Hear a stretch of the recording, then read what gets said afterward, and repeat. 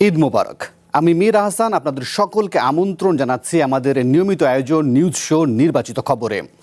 আজ দিনভর যে প্রধান খবর আলোচনার খোরাক জুগিয়েছে, যে খবরগুলো ভীষণ রকম জনগুরুত্বপূর্ণ, তেমন কিছু নির্বাচিত খবর ও খবরের নির্মোহ বিশ্লেষণ নিয়ে আমাদের এই আয়োজন। আর আজ আলোচনার জন্য পুরো সময় জুড়ে আমাদের সাথে স্টুডিওতে আছেন জ্যেষ্ঠ সাংবাদিক জনাব মাসুদ কামাল। জনাব মাসুদ কামাল, আপনি কেমন আছেন? একই সঙ্গে ঈদ মোবারক। জি, আমি ভালো আছি, ঈদ মোবারক। অসংখ্য ধন্যবাদ। একই সঙ্গে আমাদের সাথে আছেন জাহাঙ্গীরনগর বিশ্ববিদ্যালয়ের শিক্ষক ডক্টর নাহরিন ইসলাম খান। কেমন আছেন ডক্টর নাহরিন? ঈদ মোবারক। ঈদ মোবারক। অসংখ্য ধন্যবাদ আপনি এবং মাসুদ কামাল ভাই এই রাতে আমাদেরকে সময় দিয়েছেন। আর এছাড়াও এই আলোচনায় নানান সময় একাধিক অতিথি আমাদের সাথে যোগ দেবেন, জানাবেন মতামত আর বিশ্লেষণ। আজ প্রধান খবর হিসেবে যে বিষয়টি বা যে খবরটিকে আমরা নির্বাচন করেছি, সেখানে বলা হচ্ছে এবারও কোরবানি পশুর চামড়ার ব্যাপক দরপতন ঘটেছে। সরকারের বেঁধে দেয়া দামের অর্ধেকও পাচ্ছেন না মৌসুমি ব্যবসায়ীরা। একই অভিযোগ এতিমখানা সংশ্লিষ্টদের। আড়তের ব্যবসায়ীরা অবশ্য দায় চাপাচ্ছেন লবণ ও কেমিক্যালের বাড়তি দামের ওপর। অন্যদিকে চামড়া প্রক্রিয়াজাতকারীদের সংগঠন ট্যানার্স অ্যাসোসিয়েশন বলছে সঠিকভাবে সংরক্ষিত চামড়ার যথাযথ মূল্য দেয়া হয়। এই বিষয়ে একটি প্রতিবেদন আছে, চলুন প্রতিবেদনটি দেখে আসি। শহরে ঘুরে ঘুরে কেনা কাঁচা চামড়া 3 জায়গায় নামিয়েও কাঙ্ক্ষিত দাম না পেয়ে মাথায় হাত রাজধানীর শেরেবাংলা নগরের মৌসুমি ব্যবসায়ী ফয়সালের। চামড়া কিনছি আর কি গড়ে 700-800 করে, ঠিক আছে, এইখানে আসি 550, 500, 600। ফয়সালের মতো একই দশা রাজধানীতে মৌসুমি চামড়া ব্যবসায়ীদের। সায়েন্স ল্যাব থেকে লালবাগের পোস্তা, কোথাও ঘুরে কেনা দামে চামড়া বিক্রি করতে না পারার অভিযোগ তাদের। গতবার বিক্রি করছি দুইটা প্রায় 1600 টাকার মতো, কিন্তু এবার আর রেট ওরকম দিচ্ছে না, এবার দিচ্ছে 1200 টাকা। মহলায় 600-700 করে কিনা, এদিকে হারা 400 করে। চামড়া সংরক্ষণে এবারও বিভিন্ন মাদ্রাসায় বরাদ্দ দেওয়া হয়েছে 20 কোটি টাকার লবণ, কিন্তু পোস্তায় চামড়া বিক্রি করতে আসা মাদ্রাসার লোকজন বলছে তারা কোনো টাকা পায়নি। আমরা লবণ টবণ পাইনি, আমাদের লবণ যায় নাই, তো আমার মাদ্রাসা যায়নি, এটা নিশ্চিত আমি জানি। গত বছরের তুলনায় সরকারিভাবে চামড়ার দাম বর্গফুটে 2 টাকা বাড়লেও তারা মৌসুমি ব্যবসায়ীদের কম দিচ্ছেন কেন জানতে চাইলে বলেন কাঁচা চামড়া সংরক্ষণে খরচ বেশি। লবণ সরকার আমাদেরকে না দিয়ে সরকার লবণটা দিচ্ছে মাদ্রাসাকে, মাদ্রাসা থেকে চামড়া কিনে মালের দাম কম হওয়ার কারণ হলো কেমিক্যালের দাম বেশি, লবণের দাম বেশি, খলিফার মজুরি বেশি।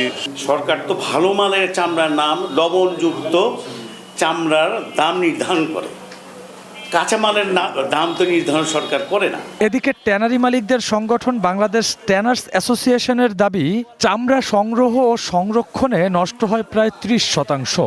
সঠিকভাবে সংরক্ষণ করা চামড়ার নির্ধারিত দাম পরিশোধ করেন তারা। চামড়াটাকে একটা যথাসময়ে হয় লবণ দেন, আর নাহলে দ্রুত সেল করে দেন। লবণ দিলে আপনি 2 মাসের জন্য বার্গেনিং পাওয়ার বেড়ে যাবে আপনার, আপনি মালটাকে যেখানে ইচ্ছা সেখানে বিক্রি করতে পারবেন। ট্যানারি মালিকরা এবছর 75 থেকে 80 লাখ পিস কোরবানির পশুর চামড়া সংগ্রহের লক্ষ্য নিয়ে মাঠে নেমেছেন।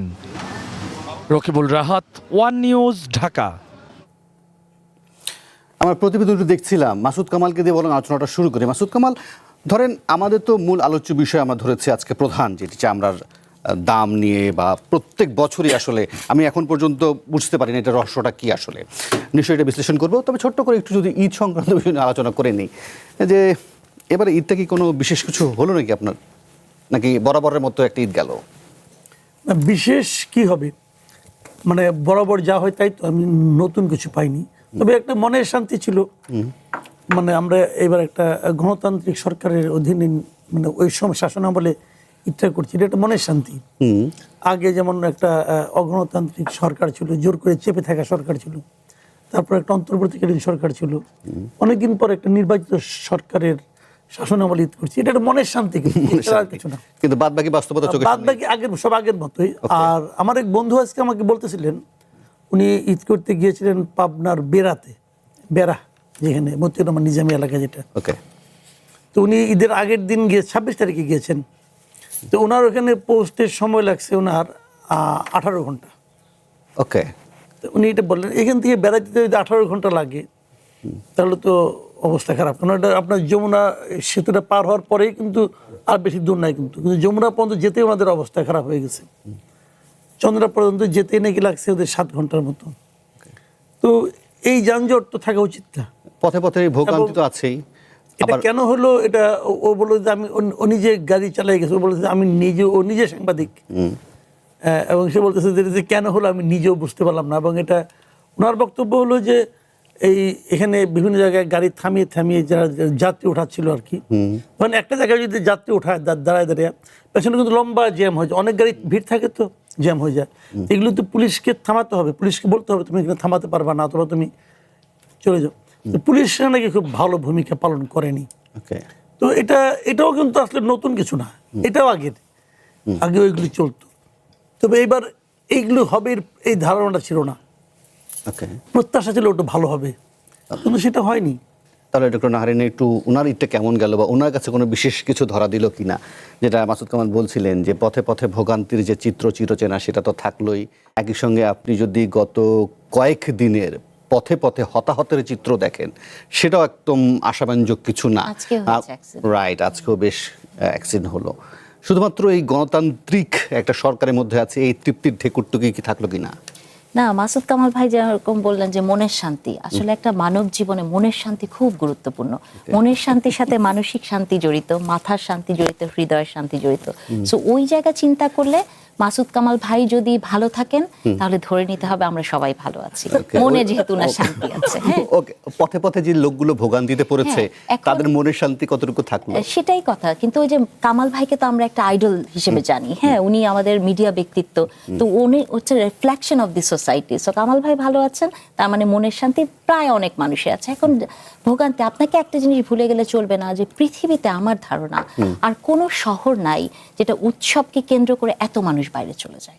পৃথিবীর কোনো শহর আছে বলে আমার ধারণা না। আর এই যাওয়াটা নতুন কিছু না, এটা নতুন কিছু না, এবং এরকম শহরও নাই। This is very exceptional.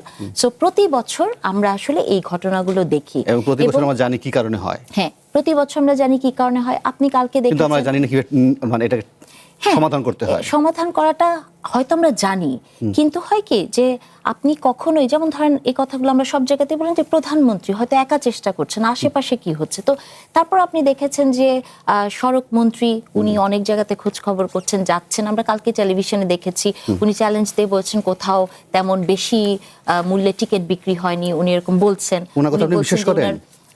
আসলে যখন বিশ্বাসটা তো হয়েছে কি, যখন সরকারের কেউ সামনে এসে বলবে আপনাকে তো বিশ্বাস করতে হবে, নাহলে ওই যে মনের শান্তি নষ্ট হয়ে যাবে।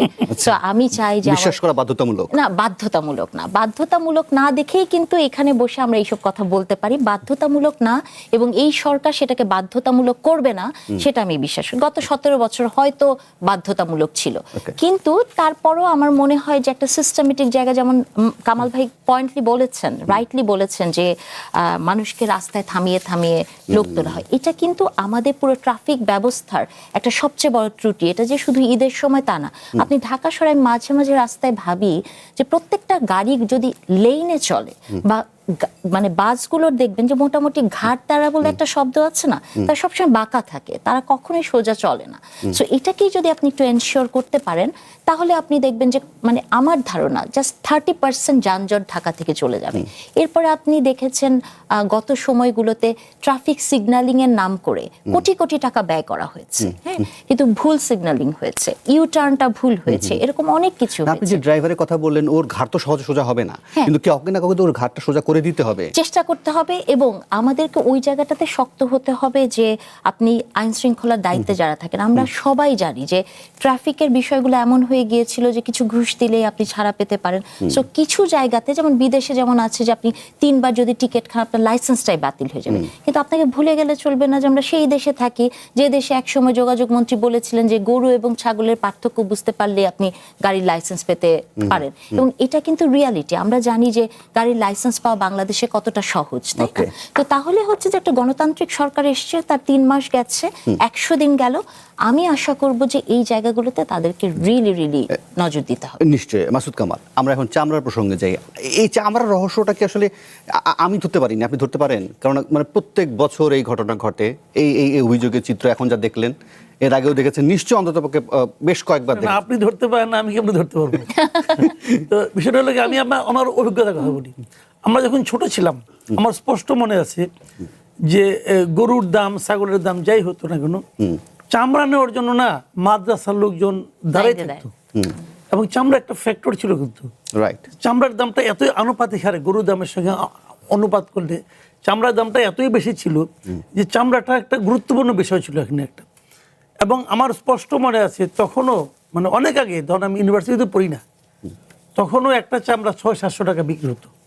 তখনও যখন একটা গরুর দাম ছিল 20,000 টাকা, 25,000 টাকা, 20,000-25,000 টাকায় বড় গরু পাওয়া যেত, কিন্তু তখনও চামড়ার দাম ছিল 600-700 টাকা। আর এখন 2 লাখ 3 লাখ টাকা গরুর চামড়ার দাম হয় 600-700 টাকা। রাইট। তো চামড়া দিয়ে কি হয়? চামড়া দিয়ে তো চামড়াজাত পণ্যই উৎপাদিত হয় না। তো সেই পণ্যর কিন্তু দাম কমে নাই। যে স্যান্ডেল আমরা আগে কিনতাম তার দাম কিন্তু ওই স্যান্ডেল কিন্তু আরো অনেক দাম। রাইট। এবং অরিজিনাল চামড়া স্যান্ডেল পাওয়া যায় না, আর্টিফিশিয়াল চামড়াটা আমরা কে কি দেয়। তার মানে চামড়ার জাত পণ্যর দাম বাড়ছে কিন্তু কাঁচা চামড়ার দাম কমছে। এই হিসাবটা ভাই আমি মিলাইতেই পারি না। মানে এটা যে কেন কমে, তারা বলে লবণ, হ্যাঁ লবণের দাম একটু বাড়ছে, অস্বীকার করি না। তো লবণের দাম বাড়ছে, লবণের দাম কত বাড়ছে? রাইট। লবণের দাম আপনি একটা চামড়ার জন্য যতটুকু লবণ আপনি দেবেন, তখন 5 কেজি লবণ আপনার লাগবে। 5 কেজি লবণের দাম কত? আর এটার জন্য তো আপনার 1000 একটা 100 নামে আসতে পারে না। আমার তো হিসাবে এখন চামড়ার দাম বেশি হওয়া উচিত, কিন্তু কেন হয় না এটা আমার কাছে না ভাই এখন পর্যন্ত ক্লিয়ার না। আপনি যদি দেখেন এই প্রতিবেদনে একজন সম্ভবত চামড়ার ব্যবসায়ী তিনি বলছিলেন যে সরকার চামড়া যেটা দাম নির্ধারণ করে দেয় যেটা লবণযুক্ত চামড়া, কিন্তু মার্কেটটা ফ্ল্যাকচুয়েট হয় কিন্তু কাঁচা চামড়ার। সেই জায়গায় আসলে দাম নির্ধারণের কোনো জটিলতা কি আছে? আমি জানি না, কিছুক্ষণের মধ্যে হয়তো আমাদের সাথে এই আলোচনায় আফতাব খান এসে যোগ দেবেন। তিনি Bangladesh hide and skin merchant অ্যাসোসিয়েশনের প্রধান উপদেষ্টা। তিনি আমাদের সাথে আছেন, সম্ভবত তিনি আমাদের সাথে আছেন। তার কাছে একটু বরং আমরা এটা স্পষ্ট হওয়ার চেষ্টা করি। জনাব আফতাব খান, আমাকে একটু নিশ্চয়ই বলবেন কি কারণ আসলে এই যে, আপনি তো নিজেও মনে হয় সাক্ষী আছেন যে প্লিজ সবকিছুর দাম আপনি করতে পারেন, আপনি করতে পারেন মাসুদ কামাল। আপনি এখানে জানতে আমার মানে সরল প্রশ্ন একটা, যে পৃথিবীর সবকিছুর দাম বাড়তেছে, খালি চামড়ার দাম বাড়ে না কেন? এর কারণটা কি?